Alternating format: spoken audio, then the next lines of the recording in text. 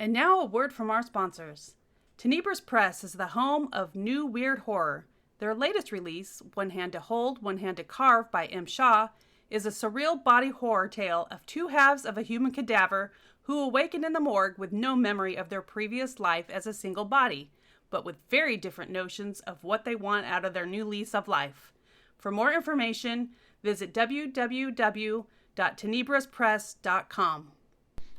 Hey everybody, Tom Deedy here, Bram Stoker Award-winning author of Haven. Just like to invite everyone to come by and see me at the Ghoulish Book Festival in San Antonio, Texas on April 30th and May 1st. I will be sitting in on a couple panels, doing some readings, and it should be a great time. If you can't make it, check me out at tomdeedy.com. Thanks.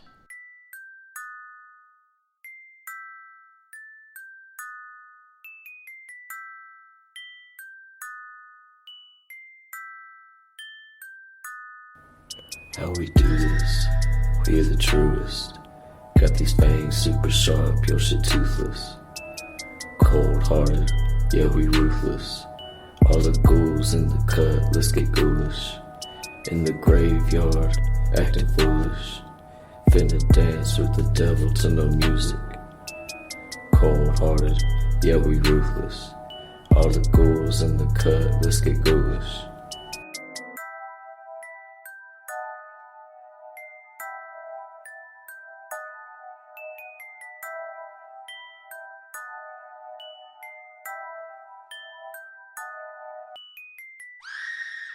Hello, and welcome to a brand new episode of a podcast called Ghoulish. I am Max Booth, an undead host, and on today's program I am talking to Ryan C. Bradley about Catholic saints to celebrate the release of his new book, Saint's Blood. I will just tell you right now, I'm trying to record this intro, but this happens to be a weekend that in San Antonio there is a what do you call it, a jet show, a show of jets. I live in San Antonio, so there's a lot of ill-filled spaces around, and this weekend they're doing a bunch of shows where jets fly close to my house and do tricks, and people applaud and throw popcorn at them, but they miss because they're jets. But also I have two dogs on either side of me chewing the limbs of pigs. They call them pig eels, I guess. And they won't stop chewing them. And if I take them away, they whine. So if I'm picking up chewing noises or jet noises, that's just the intro I'm dealing with today. And you can just take it. It's okay. The rest of the episode does not have those noises, as far as I recall. This is one of the last episodes, not the last episode, but there's only a few episodes left before the Ghoulish Book Fest in San Antonio arrives. April 30th, May 1st, 2022, downtown San Antonio, ghoulishbookfest.com. Check it out, buy a badge. I will be hosting panels, readings, spooky trivia contests, all types of stuff. My parent Bully Michelle and I will be throwing a spooky book fest in San Antonio, Texas, and I hope you come on down. Also, go on over to ghoulishbooks.com to check out the latest stuff we have coming out. John C. Foster has a new book out called Leech. Well, it comes out next week if you're listening to this episode the day it goes live. It comes out last week of April. Leech by John C. Foster. If you're coming to the fest, we will have copies in stock. Same with All These Subtle Deceits by C.S. Humble, which doesn't come out till May 10th, technically, but we will have copies at the fest. I'll have copies of my new novel, Maggot Screaming, Little High Towels Below, all types of spooky books. And if you will not come into the fest, go on over to ghoulishbooks.com. We have them available. I think that's all I have to say for this intro. Leave a review on iTunes if you feel like that's something you want to do. You don't gotta do it, though. It's okay. It's alright. It's alright, buddy. This is the episode. Enjoy.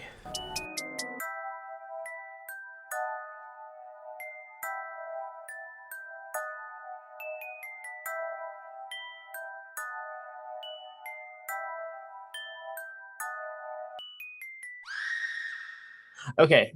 Before we begin, do you have like any questions about the show? Do you have a time you have to get off in case we lose track of time? No, I have. So my wife is in pre-labor. Oh, okay. Yeah. Um, but so pre-labor could be anything from like a day to 3 weeks. Okay. So I have like if she goes into labor during the podcast, I'll have to go. But I don't anticipate that actually happening. If I just she feel like I should. if she does, can we Yeah. continue recording? Like, could she give both on the podcast? That would be I mean- excellent for me. I feel like that would sell a lot of books for me, honestly. I think so. But I don't think she would consent to that. Have you settled on a name yet? If not, can I name the child? Or is that I mean, let me inappropriate? hear your suggestion. If it tops our suggestion, I'll send it on up the line. Okay. Do you She's have giving a? birth, so it's really her choice. Okay. I'll think on this. Do you know the sex of the baby yet? Female. Okay. I'll think on this. My first instinct is a shotgun shell, Ooh. but Like that's a because specific brand of shotgun shell or just shotgun shell? shotgun shell, but only because I have a shotgun shell on my desk. So it's really much a usual suspects type of name. Well, I'm just looking at things in front of me. Desk fan would be a good name. Ooh, yeah. I just worry, like when I was a kid, because my name was Ryan, we had to like have like Ryan. I was Ryan B, and there was Ryan F and Ryan D.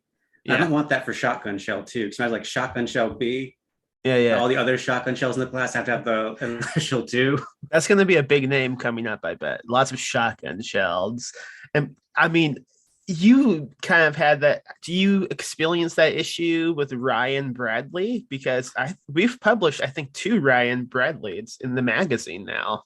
Yeah, so I'm one of them. I go by Ryan C. Bradley because I think he's Ryan W. Bradley. Yeah, I think so. His career is better than mine.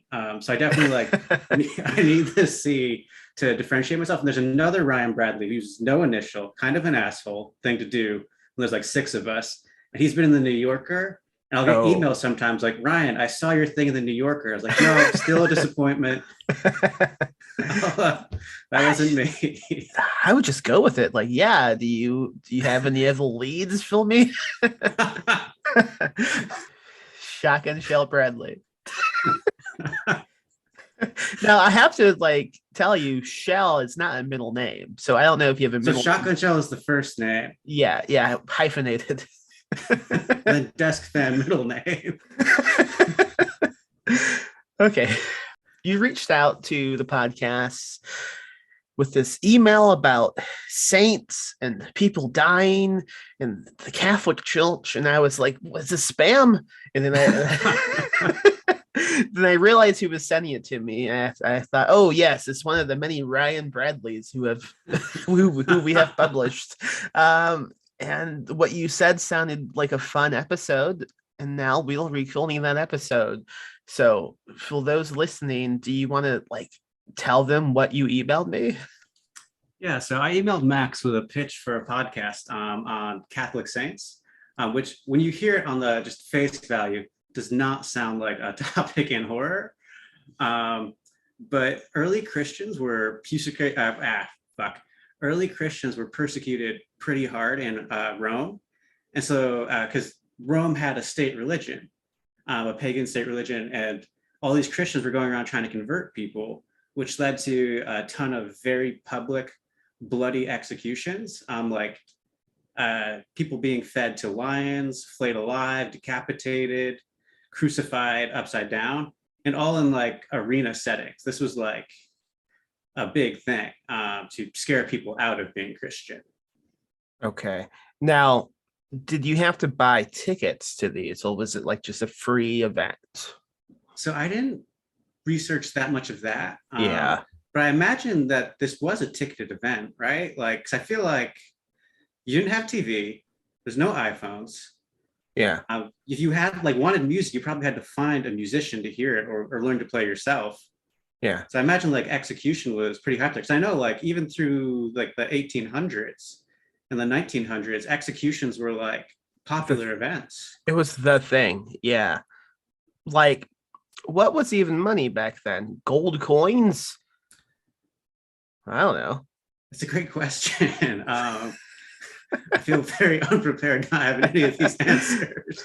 It's okay. Someone listening is probably calling both of us really stupid for not knowing what money was like in the 1800s. I assume it was just like, I'll trade you a slab of meat for a ticket to see this guy die. I think there was some of that. I think there was a currency. I Yeah. imagine it was coins. So I feel like paper would have been much harder to come by. I don't, Not harder to come by, harder to make and amass before the Gutenberg press came out. yeah.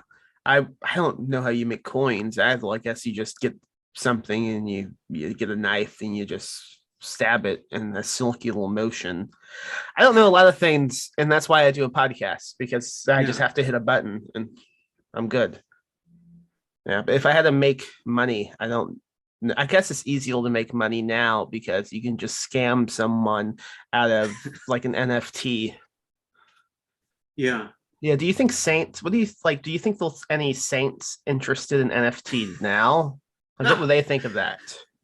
Well, I feel like saints and NFTs are not super far off. I don't know if you've ever like read up on the process of like what you have to do to become a saint. No.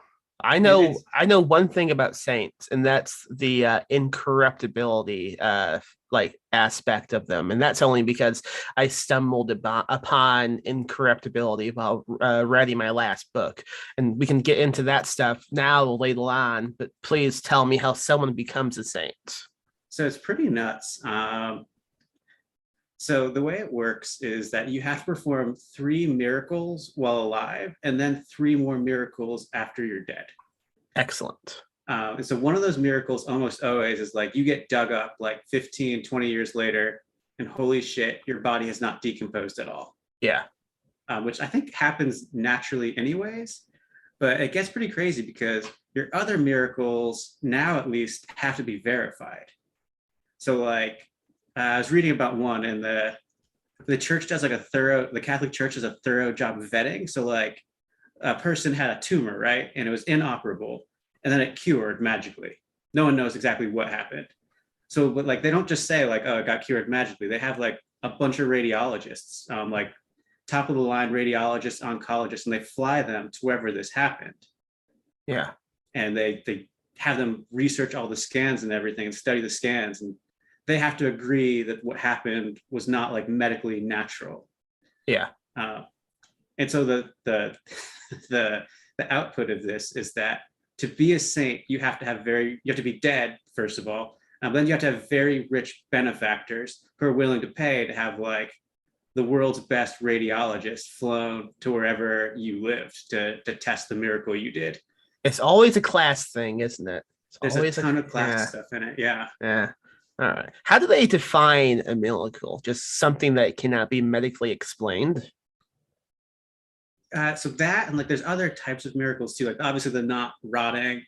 Yeah. But I think it's mostly stuff along those lines because they have to be able to verify it in some way. And Yeah. once you are a saint, they're saying it's like it's guaranteed that person is in heaven. So what does it mean? So they say, okay, this person's a saint. They are in heaven. Do they have like a specific job they have to do now? So some of them get assigned like roles. Like Saint Anthony is the saint of lost things, and they have that little thing my mom used to say, like Saint Anthony, please come around. Something is lost and can't be found. So this She would guy's say, in "Oh, charge shit," of in the middle of it. this guy is in charge of lost and found. He's in charge of finding lost things. Yeah. What's really interesting is that like a lot of this stuff was just done to cover up pagan stuff that already existed. It's like the Catholic Church, you're only supposed to pray to God directly. Yeah. But you can also now ask the intercession of faiths. You can ask the intercession of saints. So like you're not praying to God, you're praying to Saint Anthony to send a message to God on your behalf, who's like kind of like a middleman. And all of this stuff was just like cover up pagan stuff. So a good example, and like the biggest, most famous example, is probably Christmas. Like, basically, all scholars who studied it agree Jesus was not born on December 25th, but Saturnalia was on December 25th around then. Who's this? Saturnalia. It's a pagan festival to celebrate the end of the year and the beginning of winter. Yeah. And that's why, like at Christmas time, we bring trees into our house and cover them in tinsel is Mhm. completely unrelated to Christianity. And like the Easter is the same way, where like we have all these fertility symbols. Like you have bunnies, you have eggs. It's all fucking symbols for Jesus' Right. second birthday. Nothing to do with Jesus. It was just pagans would not stop celebrating these holidays, and the Catholic Church tried to kill them for a long time. And when they realized that killing them wouldn't fix it, they're just like, okay, you can celebrate, but now the holiday is Christmas, not Saturnalia. The Yeah. holiday is Easter, not, I forget which holiday Easter is taking over for. Interesting. All right. And saints are very similar in that, and they take the spot of like, in pagan religions, you'd have like a million gods who do a million things. And Catholicism, you have the one God, he's the boss, and then a million saints that you can pray to for just about anything, but you're not technically praying to them. You're asking for their intercession on to God. Sounds like an easy way to get like bribes going. Like if this was Yes. like the mob and you had to talk to like the middle dude, it seems like he would be like, I don't know, what's it worth my time to go talk to the boss? Do saints do bribes? So, I mean, people do make offerings to saints, and that's like where the split between Catholicism and Protestantism came. Like that's when that happened, is because there's like a huge disagreement, like, can you pray to saints? Yeah. What do you think? I mean, I am not a religious person. I went to a Catholic high school. This is where I learned a lot of this. Yeah. I'm very nervous that like I'm like remembering something from 11th grade, Okay. 15 years later, and talking about it on a podcast. And there's probably like a priest listening who's like, fuck this guy so hard. Well, I have no opinion on if you can bribe saints. My thought is if saints are real and any of this stuff is real, which I doubt fairly heavily, I hope they do accept bribes because I like mafia movies. And that appeals to me quite a bit. Yeah, there used to be shrines where you could make offerings. Yeah. And so I what do you offer? What do you offer offer a bribe? Like, that's a great question. I think there's a combination of money and then just like anything you'd offer a pagan god previously, you just offer a saint now. That's how a lot of the Catholic stuff worked. What is a saint doing with money at this point? They all dead. It's just a great question. I think that is probably the person who's caretaking for that shrine that is getting all the offerings. Okay. And the email you sent me, you talked about someone who bled rainbow colors. Yeah. So how this all got started with the saints thing.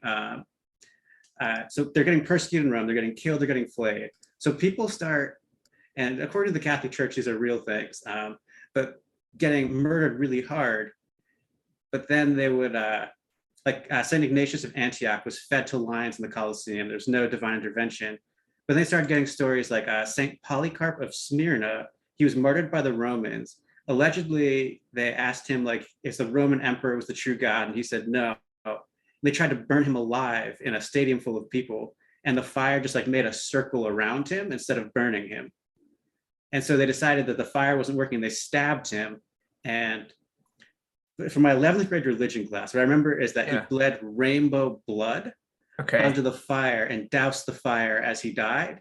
I researched it a little bit between the time I sent you the email and that, and I can't find any other record of saying his blood was rainbow colored. Okay. I believe it. That was one of them. St. Lawrence was cooked on a spit, like a pig, and by the Romans. And supposedly, as he was burning, he told his executioners, "Turn me over. I'm cooked on that side." That's a pretty badass thing to say, right? A 90s action hero. And there's a bunch like Saint Sebastian was tied to a tree, and he was shot with so many arrows. They described him, and this is a quote, as full of arrows as an urchin. And he survived. And he went to a parade and he heckled the emperor and was clubbed to death. Dude, that's exactly what happened to 50 Cent. Yeah, he got stabbed a lot of times. Wow. I'm just imagining like being the dudes who have to set that guy on fire on the scene, just, everything we do is just not working and somehow he keeps living. It would make me pretty faithful, I think. I would be like, I guess this stuff is real and this dude I shouldn't be messing with. Yeah, I've never set anyone on fire though, so I don't have that like experience. Do you? I had a shirt get lit on fire once when I was in Boy Scouts, but that was not my skin. That was a shirt. I've had my face. I've had a fangle ball hit me in the face while lighting the grill, and it blew off my eyebrows. And Oh, I geez. lived. Maybe I'm a saint. Could be. You got to do 2 more while alive. So And 3 while dead. I don't know if you will a frequent listener to the podcasts or not, but for those listening who also will not will, back on episode 100 of the podcast, I was assassinated. I died. Yes, the death of Max Booth. Yeah, and then I was reanimated, brought back to life as an undead ghoul. But talking about all this is making me wonder, am I a saint? Is this a miracle? You've got 2 for 3, right? You've got the fire burning off the eyebrow and surviving, and then the coming back to life. Yeah. So you need 1 more while alive and 3 while dead. Well, am I dead right now, though? Technically, I'm undead. So you're undead. Yes. If you're undead, though, you would have missed the opportunity to do 3 while alive.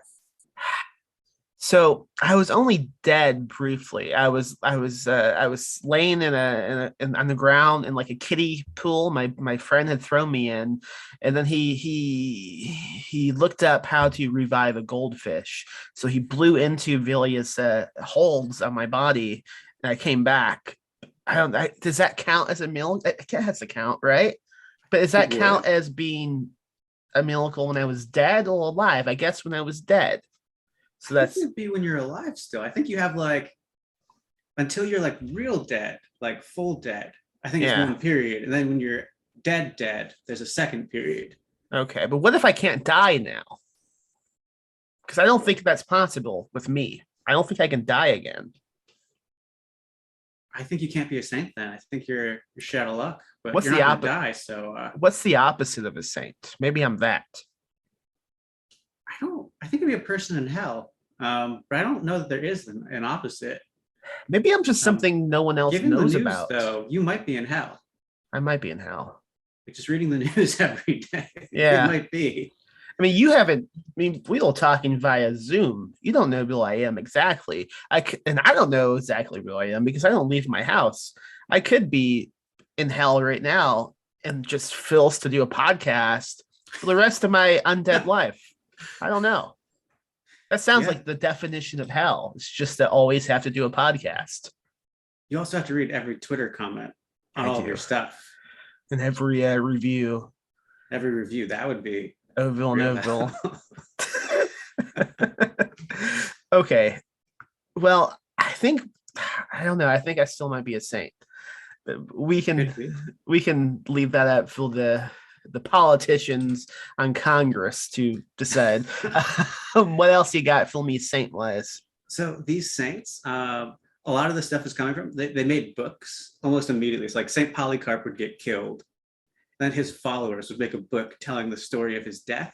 Yeah. And it wasn't just Romans. Armenians killed, the Armenian king killed Saint Bartholomew there's debate on this, flaying him alive, crucified upside down, or beheading him, or all 3, which I just found was interesting that someone said, or all 3. Yikes. And a ton of this is collected in a book in the 1200s by Jacobus de Vargine. I'm sorry if I pronounced his name wrong. He's been dead for 800 years, so I'm not too worried about him being mad. Dude, his fans are going to roast you alive. Fuck me up. It's called The Golden Legend. So if you want to read more about this, I think I've got most of the big ones though, the big crazy ones. I hope. Okay. I'm hoping now. I mean, I know I'm stuck on this but this is my life we're talking about. Yeah. I'm hoping someone writes a book about my death. It was pretty. I mean, it's the equivalent now. Just someone records a podcast about it. It might be. It could be, yeah. It has to go viral though, because I think these dudes kind of went I don't know, you can go viral in 200 BC or CE, 200 CE. You can't really go viral, but lots of people have been viral, and that's how they died. yeah.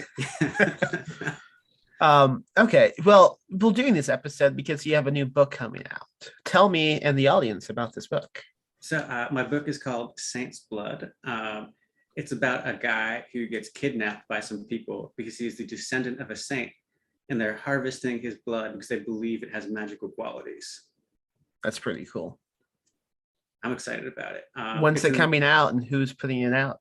It's coming out in early April from St. Rooster's Books. Nice. I mean, it sounds like a lot of this plot. It sounds like a plot that should be mostly kept like secret, because it was like, well, is he actually, does he have magic blood? That's something you probably shouldn't say on the podcast. But that sounds like a lot of fun. What genre would you call this? Crime? I think of it as horror, but I've never been super big on genre definitions. Yeah. I feel like that's the job of like publishers and academics. Yeah. And I am a lowly writer. It's like, What? I just kind of write what I do. What was that book you told me a few minutes ago? The Legends of Gold? The Golden Legend. The Golden Legend. What genre would you say that is? That was like a popular history. I mean, because I think the weird thing is like the people who are hearing these stories about the saints believed they were real. Mm-hmm.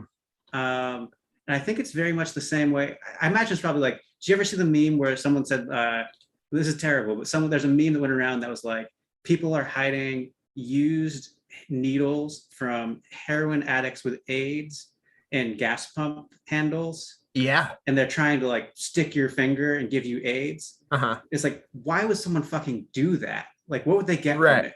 Like, what is the point? And I don't think that's real. Uh-huh. But every time I pump gas, I'm like, is it there?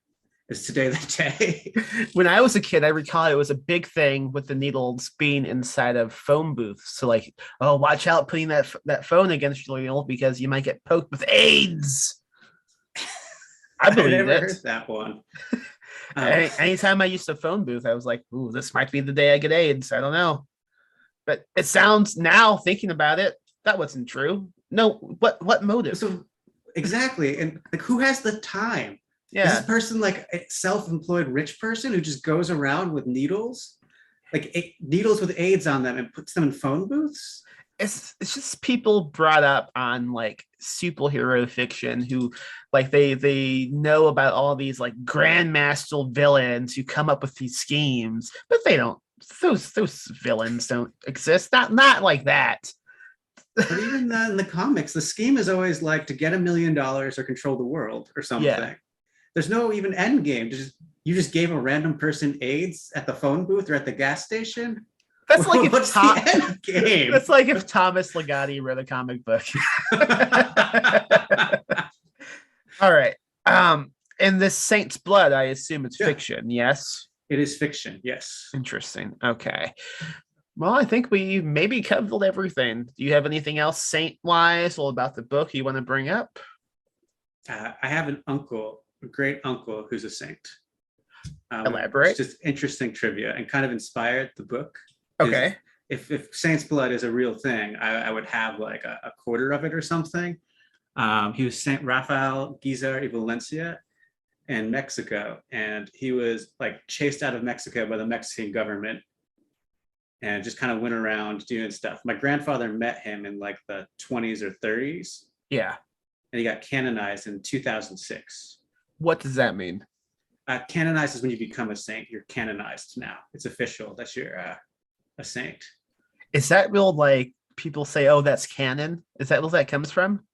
I think it's the same root, but I don't think it's the same word.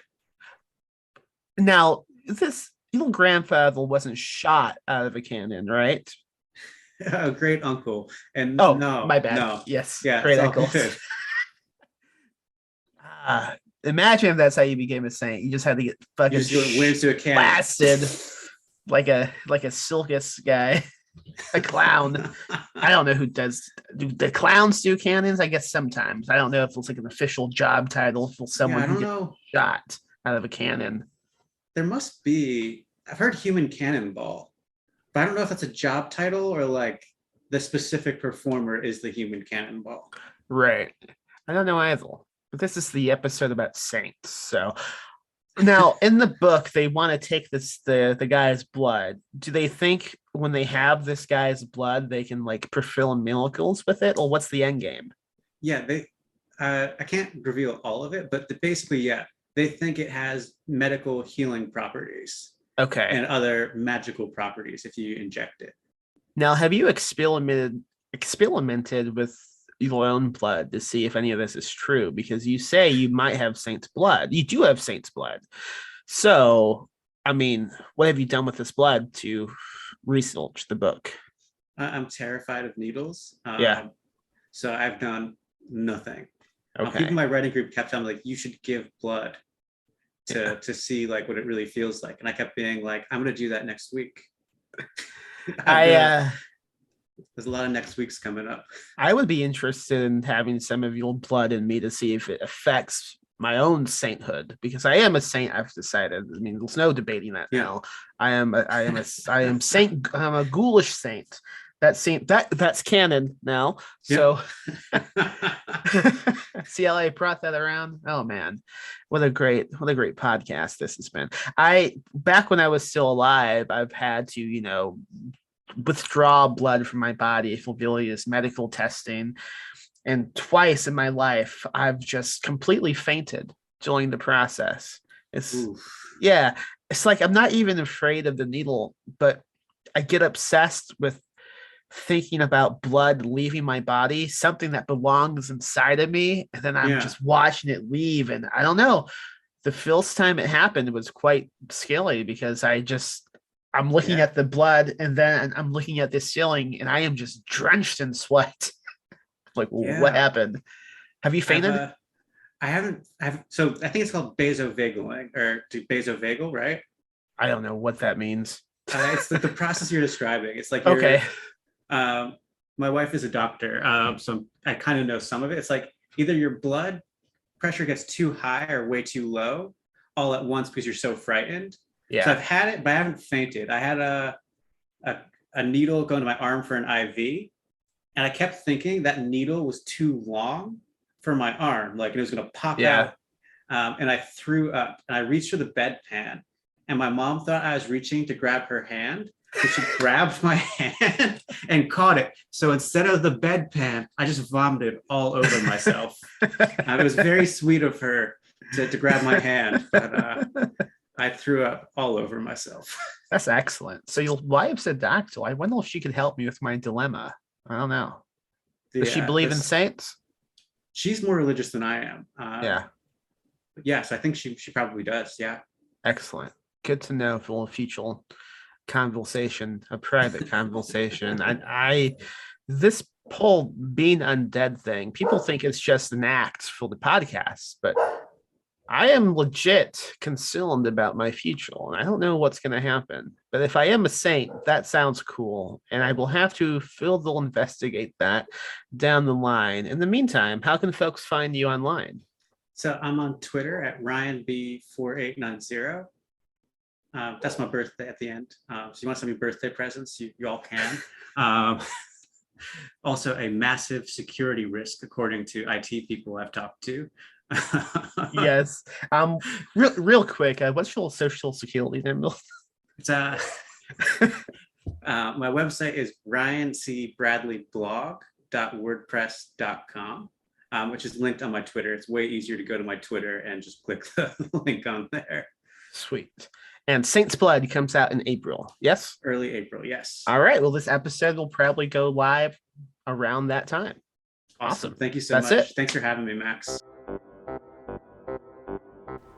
And thank you to our sponsors, Tom Deedy, author of Haven and the Clearing, Tenebris Press, an independent publisher of new weird horror from diverse and unsung voices around the world, Bucket of Blood Books and Records, Chicago's premier destination for new and used horror books and movies, Witty Books, an independent bookstore in Tulsa, Oklahoma, specializing in speculative fiction, small press titles, all things spooky. Find them online at wittybooks.com. My Horror Confessional, a horror movie podcast, Nightworms, a horror subscription service, Horror DNA, a horror website, Vic Carey, author of Thorazine Dreams, and Nightfire, publisher of books for the dead, the living, and everyone in between.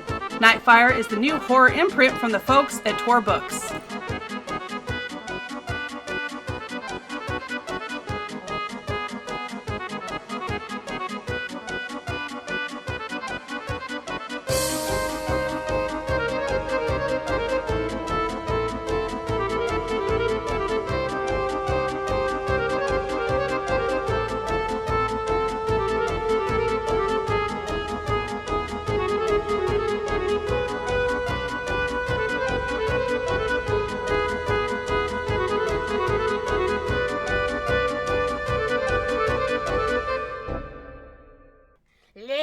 spooky, die, spooky. Rest in peace, Max.